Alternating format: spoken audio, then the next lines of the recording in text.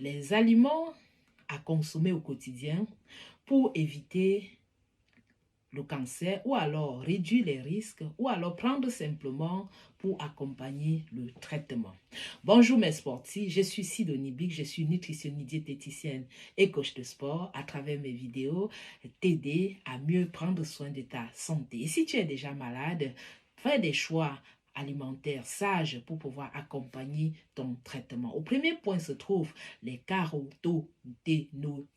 Oui, c'est une substance qui donne la couleur jaune ou orange aux fruits et légumes, comme par exemple les carottes, le poivron ou alors les choux. Au deuxième point se trouvent les isothiacyanates. On les trouve dans les graines de lin, aussi dans les choux, dans les radis et dans la moutarde.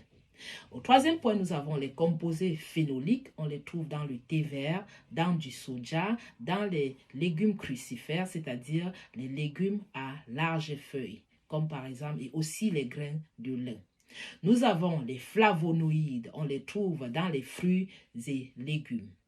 De préférence, choisir les fruits qui ne sont pas trop sucrés et consommer au maximum les légumes. Au quatrième point, nous avons les composés organosulfurés. On les trouve généralement dans l'oignon, dans l'ail, on les trouve dans les échalotes, dans les poireaux et aussi les légumes crucifères. Nous avons les isoflavones, on les trouve en particulier dans le soja, dans les légumes, dans les choux aussi et dans les céréales complètes. Nous avons les indoles, on les trouve dans le brocoli, le chou de Bruxelles, le chou cat et le chou fleur.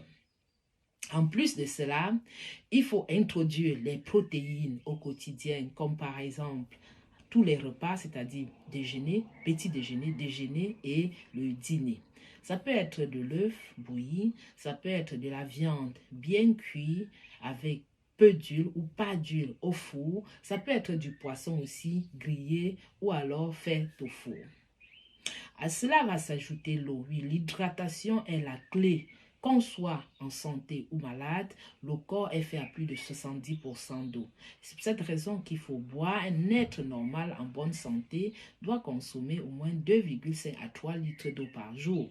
Et si vous êtes au-delà de 80 kg, vous devez augmenter cela pour permettre au corps de maintenir son alchimie de base, de pouvoir travailler, enlever les toxines dans votre corps, pousser à l'intérieur à travers les urines.